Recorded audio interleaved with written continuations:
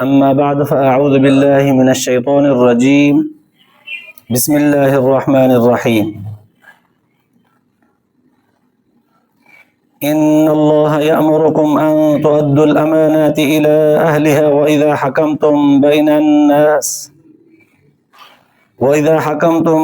الناس أن تحكموا بالعدل إن الله نعم ما يعظكم به إن الله كان سميعا بصيرا.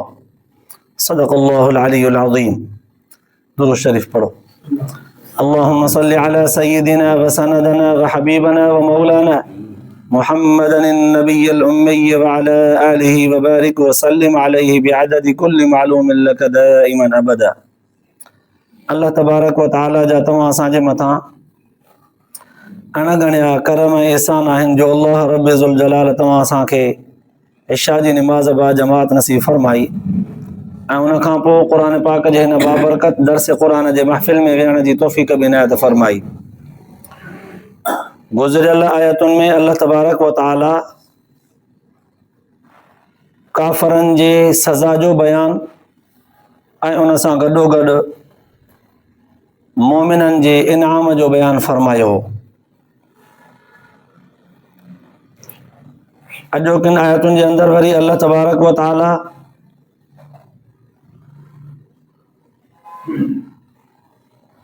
पंहिंजे अहकामात खे नाफ़िज़ करण जे लाइ पंहिंजी असुल हाकमियत जो इज़हार फरमायो आहे। जीअं हिकिड़ो वॾे में वॾो बादशाह हूंदो आहे, मुल्क जो वॾे में वॾो हुक्मरान, उन जे मातहत वरी ॿिया हुक्मरान सूबाई सतह जा हूंदा आहिनि, वरी उन्हनि जे हेठां वरी ॿिया अञा नंढा ज़िलाई सतह जा ज़िम्मेदार उहिदेदारान हूंदा आहिनि। पोइ असुल जेको सदर हूंदो आहे या वज़ीर आज़म हूंदो आहे, हुकुम कंदो आहे पंहिंजे हेठनि खे, उहो साॻियो ई हुकुम हर मिनिस्टर वटां फिरंदे फिरंदे हर नंढे में नंढे उहिदेदार ताईं ज़िम्मेदार ताईं पहुचंदो आहे। त पोइ इहा निस्बत बरक़रार रखंदे अल्लाह तबारक व तआला हिन पूरी काइनात जो वॾे में वॾो अहकमुल हाकिमीन हुक्मरान आहे। हिन दुनिया जे ज़रे ज़रे जो हक़ीक़ी बादशाह, हक़ीक़ी ख़ालिक ऐं मालिक आहे। उन दुनिया जे अंदरि जिन जिन माण्हुनि खे आर्ज़ी हुक्मरानी ॾिनी आहे, पोइ उहे हुक्मरान मुस्लमान हुजनि चाहे ग़ैर मुस्लिम हुजनि, उन्हनि खे दुनिया जे अंदरि हुकूमत हलाइण में कहिड़ियुनि कहिड़ियुनि शयुनि खां कमु वठिणो पवंदो, उन्हनि जी हुकूमत दुनिया जे अंदरि कारगर कहिड़ियुनि ॻाल्हियुनि सां रहंदी, अल्लाह तबारक व तआला उन्हनि उसूलनि मां कुझु ॿ चारि अॼोकी आयत जे अंदरि बयानु फरमाया आहिनि। फरमायाईं इन्न अल्लाह यअमुरुकुम अन तुअद्दुल अमानाति इला अहलिहा। अल्फाज़ अहिड़ा बयानु फरमायाईं जो केतिरनि ई तरफ़नि खां उन्हनि अल्फाज़नि खे वठंदव त अल्फाज़ साॻा हूंदा, पर माना हर भेरे सां मट मट निकिरंदी। उन जो मां मिसाल हीअं ॾियां, जंहिंमें आयत जो शान नुज़ूल बि आहे। रिवायत जे अंदरि अचे थो त रमज़ान मुबारक जो महीनो हो, 20 तारीख़ हुई। हुज़ूर सलातो सलाम जन खे हिजरत कए मक्को छॾे मदीने वेंदे 8 साल गुज़रिया। हिजरत जे 8 साल रमज़ान जे 20 तारीख़ ते हुज़ूर सलातो सलाम जन हिकु अहिड़ी हिकमत आमली अपनाई त हिकु रमज़ान जो बाबरकत महीनो आहे, वरी सुभाणे राति 21 जी 21 शुरू थींदी ऐं असांजी जंग जी तयारी बि आहे, काबतुल्लाह खे फ़तह करण जो इरादो आहे। ज़रा अहिड़ी तरतीब रखिजे जीअं खून रेज़ी न थिए। हिकु काबो अल्लाह जो मुक़द्दस घर आहे, ॿियो महीनो रमज़ान जो मुक़द्दस आहे, टियों मुंहिंजो अबाणो वतन आहे। मां पंहिंजे पूरे ज़ोर ऐं ताक़त सां उन्हनि जे मथां हमलावर थी करे पंहिंजो इहो अबाणो वतन अॼु फ़तह करे उन्हनि ते पंहिंजी हक़ीक़ी हुक्मरानीअ जो ऐलान करणु वञा पियो। ज़रा अहिड़ो अंदाज़ अपनायां जीअं दुनिया जा माण्हू ईअं न चवनि त नऊज़ बिल्लाह मोहम्मद अरबी सल्लल्लाहु अलैहि वसल्लम त रहमतुल लिल आलमीन हो, पर अॼु उन जी रहमत काॾे वही जो इन पाक धरतीअ ते खून रेज़ी आम थी वई। गलियुनि में, चौंक चौराहे ते, हर जॻह ते नंढे वॾे माण्हूअ जे हथ में तीर ऐं तलवार हूंदी त केतिरो ई खून वहंदो, माण्हू ॾिसी करे सुठो तासुर न वठंदा। या इलाहुल आलमीन अहिड़ी हिकमत अमली अपनाइण चाहियूं था, उहा ज़हन में ॾे जीअं मको बि फतह थिए, खून बि न वहे। लिहाज़ा इन ई हिकमत तहत हुज़ूर सलातो वसलाम जन मके खे फतह करण जी तदबीर सोचे करे मके खे फतह कयो। इहो वॾो वाक़ियो थींदो जेकॾहिं तफ़सील वठंदुसि त इख़्तिसार खां कमु वठंदे हीअं चइबो त हुज़ूर सलातो वसलाम जन पंहिंजे मिठीअ प्यार भरीअ रहमतुल लिल आलमीन शफ़क़त वारे अंदाज़ ऐं हिकमत सां काबतुल्लाह शरीफ़ खे फतह करे वरितो। पंहिंजाइप बि रहिजी वई, खून रेज़ी बि न थी, के शहादतूं के मौत बि न थिया। अहिड़े अंदाज़ में तदबीर अपनायूं जो काबतुल्लाह फतह थी पियो। काबतुल्लाह फतह थी पियो। हुज़ूर सलातो वसलाम जन जीअं ई काबतुल्लाह जे वेझो थिया, पूरे जो पूरे मके जा माण्हू मुस्लमान जेके आहे उहे बि गॾु थी विया। वॾो हुजूम, वॾी जमात जमा थी वई त जेके मुखालिफ़नि में हुज़ूर सलातो वसलाम जन जो रोब ऐं दबदबो हिकमत अमली ॾिसी करे मुतासिर थिया, उहे बि हुज़ूर जन जे पोयां लॻी पिया। वॾो मजमो हुज़ूर सलातो वसलाम जन ज़रा काबतुल्लाह शरीफ़ जी चाबी वठी दरवाज़ो खोलणु पिया चाहियूं, पर चूंकि चाबी त हथ में कोन हुई। उहा चाबी हुई उस्मान बिन तलहा खे, जेको उथंदे खां वठी जाहिलियत जे ज़माने खां वठी काबतुल्लाह शरीफ़ जे दरवाज़े जी चाबी पाण वटि संभालींदो ईंदो। काफ़ी वक़्तु गुज़रियो, केतिरा ई साल गुज़रिया, उहो संभालींदो ईंदो हो। उन खां पहिरियां उन जो पीउ, उन खां पहिरियां उन जो पीउ, ईअं ख़ानदान दर ख़ानदान उहे संभालींदा। हाजियुनि खे हज जे दौरान पाणी ज़मज़म वारो पियारींदा हुआ, ख़िदमत बि कंदा हुआ, काबतुल्लाह शरीफ़ जी चाबी बि संभालींदा हुआ। इहो एज़ाज़ उन्हनि खे हो। चूंकि हिकु दफ़े हुज़ूर सलातो वसलाम जन ईअं जाहिलियत जे दौर में उस्मान बिन तलहा ख़ुदि बयानु कयो आहे, जाहिलियत जे दौर में असां सूमर ऐं जुमे जे ॾींहं ते दरवाज़ो काबतुल्लाह जो खोले करे माण्हुनि खे आम इजाज़त ॾींदा हुआसीं। माण्हू काबतुल्लाह शरीफ़ जे अंदरि अची करे पंहिंजा क़िस्मी क़िस्मी मशहूर मनपसंद बुत रखियल हूंदा आहिनि, उन्हनि जी ज़ियारत बि कंदा, पूॼींदा बि। पर दरवाज़ो सिर्फ़ु सूमर ऐं जुमे ते खोलींदासीं। हुज़ूर सलातो वसलाम जन बि अञा चूंकि नुबूअत न मिली, या ज़मानो जाहिलियत जो हो, हुज़ूर सलातो वसलाम जन बि अची करे काबतुल्लाह शरीफ़ जे अंदरि दाख़िल थियण जो इरादो कयूं। उस्मान बिन तलहा चवे थो त मां अंदरि वञण जी इजाज़त न पियो ॾियां। हुज़ूर चयो छॾ बाबा, हर को वञे थो, मां बि वञा, मूंखे रोकी छो पियो। उस्मान बिन तलहा चवे थो त मां सख़्तीअ सां हुज़ूर सल्लल्लाहु अलैहि वसल्लम जन सां पेश आयुसि, पर हुज़ूर सल्लल्लाहु अलैहि वसल्लम जन जीअं त रहमतुल लिल आलमीन हुआ, मुंहिंजे इन सख़्तीअ खे ॿुधंदा बि रहिया, मुस्कुराईंदा बि रहिया। पोइ मूंखे चयूं त उस्मान, उहो ॾींहुं परे न आहे, इन काबतुल्लाह जी चाबी मुंहिंजे हथ में हूंदी, मां ख़ुदि मुख़्तार हूंदुसि, मुंहिंजी मर्ज़ी हूंदी, मां चाबी कंहिंखे बि ॾियां। अॼु तूं मूंखे काबतुल्लाह में दाख़िल थियण नथो ॾी, उहो वक़्तु अनक़रीब अचे पियो थो, इहा चाबी मुंहिंजे हथ में हूंदी। त उस्मान बिन तलहा चवे थो त मां उन ॾींहुं चयुमि हुज़ूर सल्लल्लाहु अलैहि वसल्लम जन खे, जंहिं ॾींहुं चाबी तव्हांजे हथ में ईंदी न, उन ॾींहुं कुरैश जी तबाही ऐं बर्बादी हूंदी। त हुज़ूर जन फरमायो जवाब में, उस्मान, जंहिं ॾींहुं चाबी मुंहिंजे हथ में हूंदी, उन ॾींहुं कुरैश ख़ानदान जी वॾी इज़त ऐं वक़ार हूंदो। तो उबतो लफ़्ज़ चयो। हुज़ूर जन ईअं चई करे अंदरि हलिया विया। जीअं जो अंदरि विया त हुज़ूर जन जे अल्फाज़नि ते मां सोचींदो रहियुसि, सोचे सोचे पंहिंजे दिलि खे धूणा ॾिनमि। मुंहिंजे दिलि इन ॻाल्हि खे मञे वरितो त हाओ ज़बान सां जेका ॻाल्हि अॼु कई अथई न, इहा थी वेंदी, छो त हिन जी ज़बान मां कॾहिं कूड़ न निकितो आहे। हाणे रमज़ान मुबारक जो महीनो 8 हिजरी 20 तारीख़ हुज़ूर सलातो वसलाम जन उन पंहिंजे अबाणे वतन, पंहिंजे कबीले कुरैश ख़ानदान जो बि लिहाज़ रखंदे, पुरअमन माहौल बनाईंदे, मिठी ऐं प्यार भरी शफ़क़त भरी हिकमत अमली ऐं आहे बि जंग, अहिड़ी तदबीर कंदे मके खे फतह कयूं जो उन साॻे ई पंहिंजे कबीले खे इज़त ऐं वक़ार बि ॾिनऊं। मके जे सरज़मीन जो जेको असुल रुतबो हो त खून रेज़ी न थींदी आहे, मस्जिद हराम में हराम आहे, दुश्मन खे बि जंझो ॾियणु, गले खां वठणु, बेइज़ती करणु, सख़्तु ॻाल्हाइणु हराम आहे, उनजो बि लिहाज़ रखंदे काबतुल्लाह शरीफ़ खे फतह कयूं। अची वियो वक़्तु उहो हुज़ूर सल्लल्लाहु अलैहि वसल्लम जन काबतुल्लाह जे दरवाज़े ते अची पहुता। पुछा कयूं त चाबी कंहिं वटि आहे? जवाब मिलियो उस्मान बिन तलहा वटि। अवा वठी चोसि, आयो, अवा चाबी ॾे। उस्मान बिन तलहा चवे थो त मां हुज़ूर सल्लल्लाहु अलैहि वसल्लम जन खे हीअं चाबी कढी करे हीअं ॾियां पियो।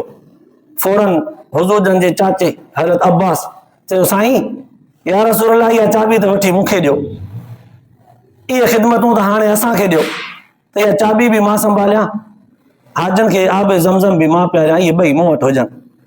चूंकि हाणे हुज़ूर सल्लल्लाहु अलैहि वसल्लम जन जो चाचो बि आहे, सहारो बि आहे, घुरे बि थो। हज़रत उस्मान बिन तलहा चवे थो मां चाबी वापसि कई। हुज़ूर जन वरी मूंखे चयो अवा ॾे चाबी। वरी हज़रत अब्बास चयो साईं इहा त मूंखे वठी ॾियो चाबी, मां ॾियां पियो, वरी रोके रखियो। वरी टियों भेरो मूंखां हुज़ूर जन घुरे वरी चाबी ॾे। मां चाबी ॾींदे हथ अॻिते कयुमि, हज़रत अली साईं चयो त साईं इहा चाबी मूंखे वठी ॾियो, मां संभालींदुसि, हिन चाबीअ जो तक़दुस मां ॼाणा, मूंखे वठी ॾियो। आब ज़मज़म जी ख़िदमत बि मां संभालींदुसि, इहे ॿई शयूं मूं वटि हुजनि। पोइ चूंकि हुज़ूर सल्लल्लाहु अलैहि वसल्लम जन उस्मान बिन तलहा चवे थो टियों दफ़ो मूंखां घुरी चुका, मुंहिंजे नफ़्स मूंखे मलामत कई त अञा मां चाबी हथ में रखां। पोइ मां हीअं चयो साईं हीअ चाबी मां तव्हांखे ॾियां थो अल्लाह जी अमानत में। हुज़ूर सल्लल्लाहु अलैहि वसल्लम जन चाबी त मूंखां वरिती। हज़रत अली साईं चवंदो रहियो साईं चाबी मूंखे ॾियो।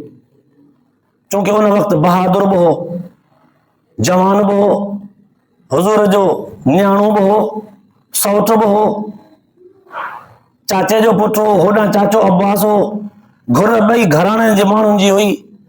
पर असां बि सोचूं पिया हुज़ूर सल्लल्लाहु अलैहि वसल्लम जन कंहिंखे बि कनु कोन ॾिनो। चाबी संदन हथ में झले करे काबतुल्लाह शरीफ़ जो तवाफ़ शुरू कयूं।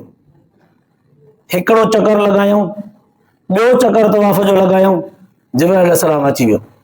क़ुरान पाक जी हीअ आयत खणी करे चवण लॻो इन अल्लाह यअमुरुकुम अन तुअद्दुल अमानात इला अहलिहा। सोना साईं अल्लाह अॼु तव्हांखे हुकुम थो करे त अमानतूं संदन जिन जूं आहिनि जेके उन जा अहल ऐं मुस्तहिक आहिनि उन्हनि जे हवाले करे छॾींदा कयो। हाणे साईं केरु मुस्तहिक आहे उनखे ॾियां? अल्लाह ताला जो त हुकुम थी वियो त अमानत जंहिंजी हुजे उनखे हवाले करे ॾींदा कयो, जेको मुस्तहिक हुजे। लफ़्ज़ अमानत बि न अमानात करे चयो वियो। अमानात अलाए केॾियूं अमानतूं आहिनि। मूंखां जेकॾहिं कंहिं मशवरो वरितो उनखे जवाब मशवरे में मशवरो ॾियां, उहो बि अमानत आहे। अल्लाह जे रसूल फरमायो त अल मुस्तशार बिल अमानत, मशवरो जेको घुरे थो न इहा अमानत आहे, उनखे सही मशवरो ॾियो, ग़लति न ॾियोसि जो उनखे नुक़सान थिए, इहा बि अमानत आहे। कंहिंजो ताउन कयां उहा बि अमानत आहे। कंहिंजी मूं वटि का शइ रखियल आहे उनखे वापसि ॾियणी आहे, इहा बि अमानत आहे। कंहिंखे मां पंहिंजे मातहत नाइब मुक़ररु थो कयां, बहैसियत हुक्मरान सरबराह जे पंहिंजे मातहत को नाइब थो मुक़ररु कयां, उहो बि अमानत आहे। अहिड़े खे मुक़ररु कयां जेको अहल हुजे। जे मां हुक्मरान आहियां, सूबाई ज़िलई सतह जो हेठों को माण्हू निगरान मुक़ररु थो कयां त अहल हुजे, गैर अहल माण्हू न हुजे, मनपसंद बि न हुजे। खोड़ सारियूं ॻाल्हियूं अमानात जे लफ़्ज़ में अल्लाह ताला छुपाए करे चई वियो जेके अल्लाह जे रसूल सम्झूं।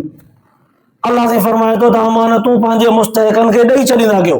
हीअ चाबी मुंहिंजे हथ में आहे, इहा बि अमानत आहे। कंहिंखे ॾियां? जंहिं उस्मान बिन तलहा खां वरिती त मूं उनखे ॾियां, या हिन जो वधीक मुस्तहिक मुंहिंजो चाचो अब्बास आहे उनखे ॾियां, या अली जोधो जो न लड़ाकू ऐं इल्म जो बि वॾो समंदर आहे उनखे ॾियां? अल्लाह ताला त चयो त अमानतूं पंहिंजे मुस्तहिकनि खे ॾेई छॾींदा कयो। ॻाल्हि सम्झण जी हुई। अल्लाह जे रसूल जा ॾाढो लफ़्ज़ क़ुरान पाक जा रुॻो इहे आया अन तुअद्दुल अमानात इला अहलिहा, मुस्तहिकनि खे अमानतूं हवाले करे ॾींदा कयो।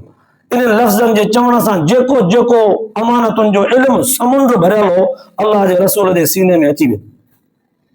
अल्लाह जे रसूल ॿ चकर तवाफ़ जा ॾेई करे बीह विया। इहा आयत क़ुरान पाक जी फरमायूं इन अल्लाह यअमुरुकुम अन तुअद्दुल अमानात इला अहलिहा। अल्लाह से हीअं फरमायो आहे। अली साईं ॿुधी उन बि तिलावत कई, चाचे अब्बास ॿुधी उन बि तिलावत कई, साहिबनि सगुरनि ॿुधी समूरनि तिलावत कई। उस्मान बिन तलहा चवे थो मां बि इहा आयत अली साईं जे ज़बान मां ॿुधी। चूंकि अञा मां मुस्लमान न हुउसि। हुज़ूर सल्लल्लाहु अलैहि वसल्लम जन मुंडे ॾिसी करे उहा चाबी मूंखे ई ॾिनी वराए हथम, वठ इहा चाबी अॼु खां पोइ क़यामत ताईं तुंहिंजे हथ में ई रहंदी। तोखां पोइ तुंहिंजो ख़ानदान जो मुस्तहिक माण्हू, पोइ उन खां पोइ मुस्तहिक, ईअं जेको मुस्तहिक तुंहिंजे ख़ानदान में ईंदो चाबी उते रहंदी। ऐं वाकई अॼु ताईं उनजे ख़ानदान में आहे चाबी। हज़रत उस्मान बिन तलहा फरमाए थो, मां चाबी वठी करे ख़ुशीअ ख़ुशीअ सां वापसि वञणु लॻुमि। हुज़ूर मूंखे फरमायो, उस्मान हेॾा हेॾा, इहा अॼु ताईं उहो ॾींहुं। हिकिड़े ॾींहुं तूं मूंखे काबतुल्लाह में अंदरि दाख़िल थियणु न पियो ॾींहुं, सख़्तीअ सां पेश आयो साईं, हाओ यादि अथमि। ॾाढी मूंखे शर्मसारी थी। हुज़ूर जन तॾहिं इहे लफ़्ज़ फरमाया, चइबो चाबी तोखे चयोमि त मुंहिंजे हथ में हूंदी। साईं हाओ, वाकई तव्हांजे हथ में अची वई। पोइ तो चयो त उन वक़्तु कुरैश जी बर्बादी हूंदी, मां तोखे चयो त उन ॾींहुं कुरैश जो वक़ार बुलंद हूंदो।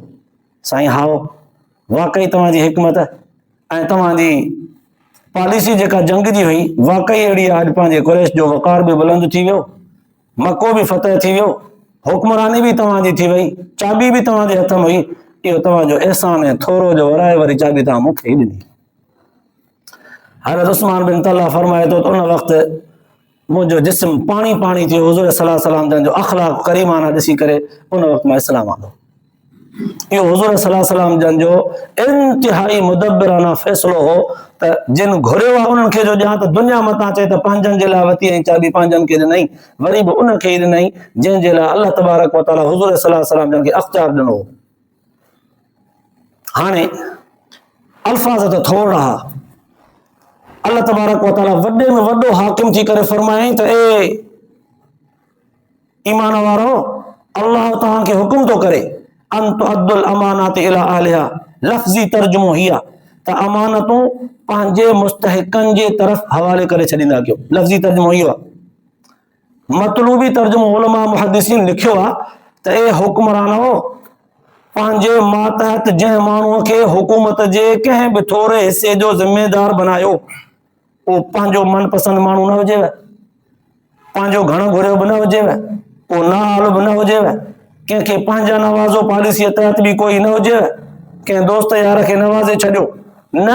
जेको ज़िम्मेदारी संभालण जो अहल हुजे, उन खां पोइ उहो उनजो हक़ ॼाणींदड़ हुजे, उन खां पोइ उन हक़ में इख़लास अल्लाह जी रज़ा रखंदड़ हुजे। ए हुक्मरानो, पंहिंजे मातहत जेको नाइब ज़िम्मेदार माण्हू मुक़ररु कयो, उहो अहिड़ो रखो जेको हर तरह सां अल्लाह ऐं अल्लाह जे रसूल जे हक़नि हुदूदनि खे ॼाणींदड़ हुजे। मतलबी तर्जुमो सभु ॻाल्हियूं हिन में अल्लाह ताला बयानु करे छॾियो। लफ़्ज़ हिकिड़ो पोइ फरमाई वइदा हकमतुम बैन अन्नास, जॾहिं न माण्हुनि जे विच में तव्हां फ़ैसिलो कयो त फ़ैसिलो बि अदल ऐं इंसाफ़ सां कंदा कयो। माण्हुनि जे विच में, साईं मुस्लमान असां फ़ैसिलो कंदासीं, असां वटि फ़ैसिले कराइण वारा माण्हू ई मुस्लमान हूंदा। फरमाई न, जेके हुक्मरान बणजंदा उन्हनि वटि फ़ैसिला जॾहिं ईंदा त मुस्लमाननि जा बि ईंदा, गैर मुस्लमान जा बि ईंदा। कंहिं मुस्लमान जो ईसाईअ सां कारोबार आहे, इख़्तिलाफ़ थी पियो, फ़ैसिलो वरी बि नबी अलैहिस्सलाम वटि, वरी हज़रत उमर साईं वटि। जेको वक़्त जो हुक्मरान हूंदो उन जे रैयत में माण्हू रहंदड़ जेकॾहिं इख़्तिलाफ़ था कनि, उन्हनि जो फ़ैसिलो हुक्मरान वटि आयो त हुक्मरान खे फ़ैसिलो करिणो आहे। पोइ उहो फ़ैसिलो ॿिनि धुरियुनि में, ॿई धुरियूं मुस्लमाननि जूं आहिनि, ॿई धुरियूं ईसाइनि जूं आहिनि, ॿई धुरियूं यहूदियुनि जूं आहिनि, ॿई धुरियूं गैर मुस्लमान जूं आहिनि, ॿई धुरियूं मुशरिकनि जूं आहिनि, या हिकिड़ो मुस्लमान हिकिड़ो मुशरिक आहे, हिकिड़ो मुस्लमान हिकिड़ो यहूदी आहे, हिकिड़ो मुस्लमान हिकिड़ो मुनाफ़िक़ आहे।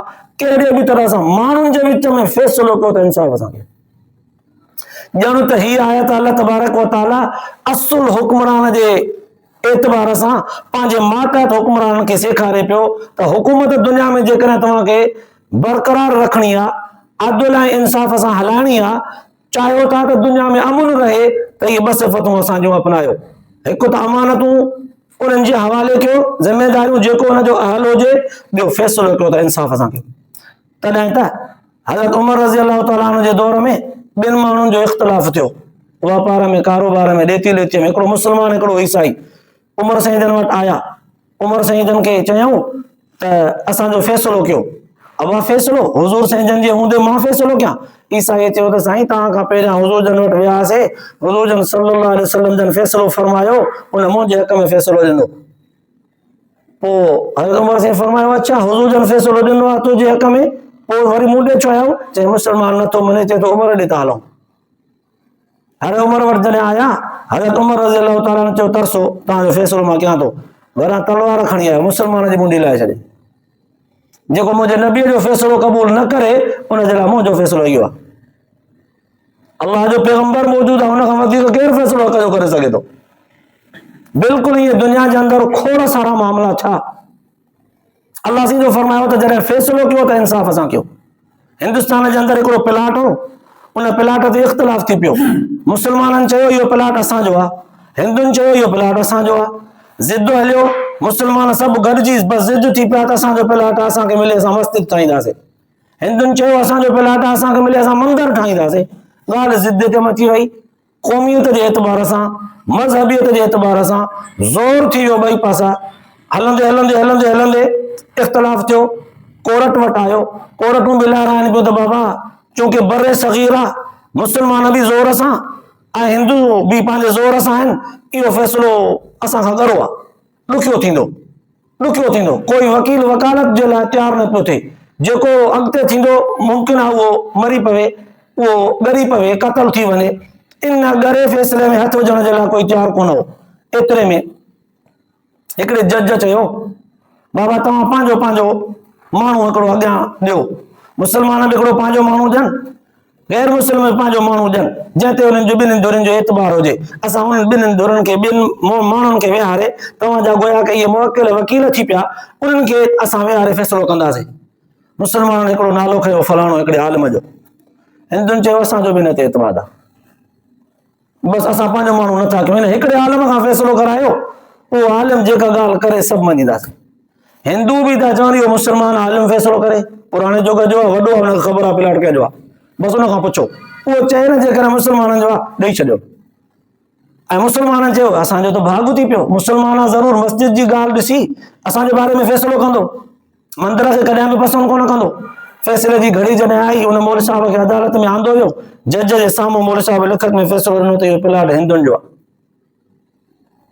देरी न कई, हिंदुनि में ख़ुशी बगलियूं पिया हणनि, सीटियूं पिया वॼाइनि, हूकरा पिया कनि। मुस्लमाननि में थोरे वक़्त जे लाइ मायूसी, चेहरा झुकी विया। उन्हनि जी उमेद जे मुताबिक़ फ़ैसिलो कोन थियो।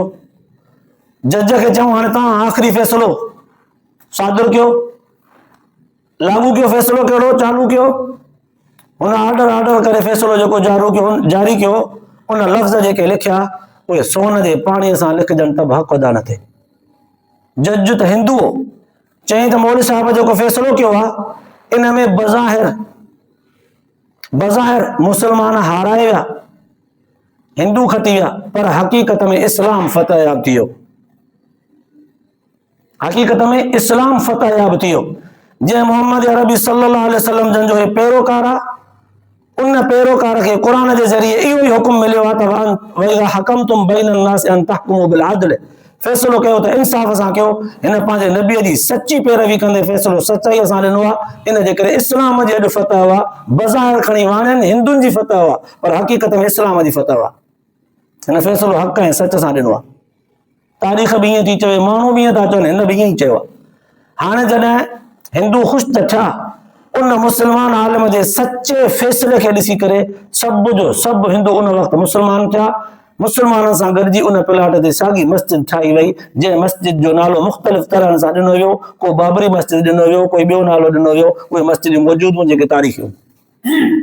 त बहरहाल चवण जो मक़सदु, अल्लाह तबारक व तआला पंहिंजे मातहत इंसाननि में जिन खे हुक्मरान बनायो आहे, उन्हनि खे फ़ैसिला साज़ीअ जो तरीक़ेकार सेखारींदे फरमायो अमानतूं मुस्तहिकनि जे हवाले कंदा कयो। मां अल्लाह तव्हांखे हुकुम थो कयां, मां वॾो हाकिम आहियां, तव्हांखे हुकुम थो कयां। ॿियो जॾहिं माण्हुनि जे अंदरि फ़ैसिलो कयो त इंसाफ़ सां कंदा कयो, अदल सां कंदा कयो। फ़ैसिले करण वारो केर बि हुजे, फ़ैसिले वठण वारा माण्हू धुरियूं केर बि हुजनि, मुस्लमान हुजनि गैर मुस्लिम हुजनि। इन अल्लाह निअम्मा यइज़ुकुम बिही, अल्लाह तव्हांखे इहा भली नसीहत थो करे। हिन एतबार सां दुनिया में बि इज़त पाईंदव, आख़िरत में बि कामयाब हूंदव। तव्हांजी दुनिया जे अंदरि जेका हुकूमत आहे उनजो राज़ बि हिननि घरनि में रखियल आहे। अमन तव्हांजो तॾहिं थींदो जॾहिं फ़ैसिलो सही कंदव। ज़ुल्म जेकॾहिं दुनिया जे अंदरि राइज हुजे ऐं हुकूमत इस्लामीअ जो रवाज हुजे, त बि हुकूमत नाकाम थी वेंदी। ज़ुल्म हिकु अहिड़ी वॾी बुरी नासूर बला आहे, वॾो मर्ज़ आहे। कंहिं बि माण्हूअ खे पंहिंजे असुल कुर्सीअ ते मनसब ते इज़त ऐं एतिराम सां वेहण न ॾींदो जेकॾहिं ज़ुल्म कंदो त। अमुन हिकु वॾी राज़ वारी शइ आहे, अलाह ताला उहा सेखारे छॾी। तॾहिं फरमाई इन अल्लाह निअम्मा यइज़ुकुम बिही, अल्लाह तव्हांखे इन बहितर ॻाल्हि जो हुकुम फ़ैसिलो तो नसीहत तो करे। इन अल्लाह कान समिअम बसीरा, असांजे इन्हनि हुक्मनि जे ॿुधण खां पोइ तव्हां हुक्मरान तबिके जा माण्हू जेके चिवे गोयूं कंदा आहियो न त ही फ़ैसिला सख़्तु असां कोन थींदा, ॾाढो ॾुखियो आहे, असां पंहिंजी हलाईंदा आहियूं, मनपसंदी सुसपुस जेका कंदा आहियो। फरमाई इन अल्लाह कान समिअम बसीरा, मां तव्हांजी सुसपुस इहा ॿुधंदो बि आहियां, मां तव्हांजे चहिरनि खे ॾिसी करे सुञाणींदो बि आहियां, मां बसीर बि आहियां। सभु शयूं तव्हांजो मूंखे मालूम आहिनि। आयत जा लफ़्ज़ त ॾिसो 2.5 लाइनियूं आहिनि, पर अल्लाह तबारक व तआला दुनिया जे हुक्मरान खे जेको सबक़ ॾिनो आहे, अहिड़ो सबक़ दुनिया जे अंदरि कोई किताब नथो ॾेई सघे सवाइ क़ुर पाक जे। अल्लाह पाक तव्हां असांखे बि इन्हनि आयतुनि जे ॿुधण खां पोइ अमल जी तौफ़ीक़ नसीब फरमाए, आख़िरत जे लाइ निजात जो ज़रियो बनाए। अॼोकी राति जे हिसाब सां, चूंकि हीअ राति अॼु 15 शाबान जी आहे, 15 शाबान जे राति जी फज़ीलत हदीस पाक जे अंदरि ईंदी आहे। इहा राति बाबरकत आहे, इन में इबादत कबी आहे। अल्लाह तबारक व तआला इन राति में जहान जे इंसाननि खे माफ़ी आम ॾींदो आहे। जुमे जो बयान बि थियो हो, वरी भेरो तौर ते भेरो ॾियारियां। कुझु माण्हू अहिड़ा हूंदा आहिनि इन राति में जिन जी बख़्शिश न थींदी आहे, मुशरिक जी, मुनाफ़िक जी, काफ़िर जी, मुर्तद जी, पीमा जो नाफ़रमान, शराबी, चोर, ज़ानी, गिलाखोर, गुनाह खे हक़ सम्झी करण वारो, पराओ हक़ फॿाइण वारो, अहिड़नि माण्हुनि जी अल्लाह ताला माफ़ी न कंदो आहे। हा जे इहे माण्हू इन्हनि कमनि खां तौबह ताइब थी आइंदा जे लाइ पको अज़म कनि था, आइंदा न कंदासीं, माफ़ी ॾे पोइ मिली वेंदी। बाक़ी न त इहे पंहिंजे इन्हनि ॾोहनि ते माफ़ी न घुरनि ऐं सॼी राति वेठा नफ़िल पढ़नि, माफ़ी कान्हे। अल्लाह जे रसूल सल्लल्लाहु अलैहि वसल्लम जन हदीस पाक जे अंदरि इहो बयानु फरमायो आहे। ऐं हिन राति में इबादत जो ज़िक्र आहे। सॼी राति बीही करे इबादत कजे, अधु राति बीही करे इबादत कजे, थोरो हिसो कजे, इहो ख़ासि न आहे। जेतिरो बीही सघे इबादत करे, क़ुर पढ़े, नफ़िल पढ़े, तिलावत करे, इस्तिग़फ़ार करे, तस्बीहात करे, इन राति में कुझु न कुझु करे तां त अल्लाह ताला जी ज़ात जा ॾो आबिदीन ऐं ज़ाकिरीन बाननि में शुमार थिए। इन राति में ख़ासि का इबादत हुजे, ख़ासि 4 रकातूं पढ़जनि, पोइ हुन में अलहम्द सां गॾु 10 दफ़ा सूरत फातिहा पढ़जे, पोइ 2 रकात वरी 10 दफ़ा मिसाल तौर ते कुल औज़ बिल फलक पढ़जे, पोइ वरी कुल वल्लाह, पोइ 10 दफ़ा। काई बि ख़ासि इबादत हुजे हदीस पाक जे अंदरि हुज़ूर जन खां मशरू कान्हे का। आम जीअं नफ़िल पढ़बा आहिनि ओड़ी तरह सां नफ़िल पढ़ी सघे थो, 2 रकातूं करे पढ़े भले, पर इहा उन माण्हूअ जे लाइ जेको फजर वारी नमाज़ वरी जमात सां पढ़े। फजर जी नमाज़ जेकॾहिं जमात सां नथो पढ़े ऐं राति सॼी इबादत में बीठो आहे त पोइ सचो पचो अल्लाह जे रसूल सल्लल्लाहु अलैहि वसल्लम फरमायो हुनजो बीहणी राति जो अजायो। हिन राति जी इबादत बल्कि हर राति अल्लाह ताला तहज्जुद जेॾो सवाबु ॾींदो आहे उन माण्हूअ खे जेको इशा जी नमाज़ ऐं फजर जी नमाज़ रुगो जमात सां पढ़े। इहे ॿई रुगो जमात सां पढ़े, तहज्जुद जेॾो सवाबु ॾींदुसि, अल्लाह ताला जे ख़ज़ाननि में खोटी कोन्हे। पर ही ख़ासि रातूं इबादत जूं अल्लाह ताला पैकेज तौर ते ॾींदो आहे, जीअं माना मुंहिंजा आॾो अचनि उनखे माफ़ी ॾियां। इंसान आहे कमियूं कोताहियूं थियनि थियूं, अल्लाह ताला बि वरी मौक़ो थो ॾे।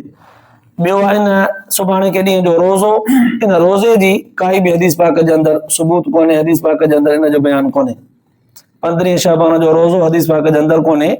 उहो माण्हू रोज़ो रखे जेको सदाईं चंड जे चांड्रोके वारे ॾींहंनि जा रोज़ा रखंदड़ आहे, 13, 14, 15 सदाईं रखंदो आहे। सुभाणे 15 आहे, उहो भले पंहिंजे तरतीब सां रखे, ख़ासि हिन ॾींहं जो सम्झी करे न रखे, इहा बिदत आहे। बिदत सां इंसान खे सवाबु कोन मिलंदो आहे। कुल्लु बिदतुन ज़लालतुन व कुल्लु ज़लालतुन फिन्नार, हर बिदत गुमराही आहे। कुल्लु बिदतुन ज़लालतुन व कुल्लु ज़लालतुन फिन्नार, हर बिदत गुमराही, हर गुमराही बिदत, सभु शयूं लागू ई थो आहिनि, हिक ॿिए सां मुंसलिक चलनि, ऐं हर हिकु गुमराही इंसान खे जहन्नम में बाहि उछलाईंदी। अल्लाह ताला तव्हां असांखे ख़राफ़ात खां बचाए। इन सां गॾोगॾु हिकिड़ो ॿियो उलमा मुहद्दिसीन जेको लिखियो आहे त जमात वारी नमाज़ करणु हिन राति में सलात तस्बीह जी या काई बि नफ़िली नमाज़ जमात वारी काई बि सहाबा किराम खां मनक़ूल न आहे, साबित न आहे। पंहिंजी पढ़े, हर को अलॻि अलॻि पढ़े। अल्लाह ताला इनफरादी तौर ते हर बहाने जा ॾोह ऐं गुनाह जेके आहिनि पंहिंजे बहाने जे रोअण ऐं रड़ण जो आवाज़ पंहिंजे बहाने जो पाण ॿुधणु चाहे थो इनफरादी तौर ते, हुजूम खां पासो कजे। ऐं बुज़ुर्गनि लिखियो आहे त पंहिंजे घरनि में इबादत कजे त उहा भली आहे, त घर जे अंदरि में माहौल पैदा थिए, घर जे अंदरि हिकिड़ो जज़्बो पैदा थिए त इहे रातियूं भलियूं आहिनि, इन में इबादत कबी आहे। उहे वॾड़ा त सही पर नंढड़ा बि इन ॻाल्हि में दिलचस्पी रखनि त इबादत कबी आहे। ऐं नंढनि ॿारनि ते तासुर पवे त असांजा वॾड़ा ख़ासि रातिनि में इबादत कंदा हुआ ऐं हेतिरो टाइम हीअं कंदा हुआ। घरनि में कजे नफ़िली इबादत त बहितर आहे। अल्लाह ताला तव्हां असांजो विहणु ॿुधणु क़बूल फरमाए, आख़िरत जे लाइ निजात जो ज़रियो बनाए। आख़िर दावाना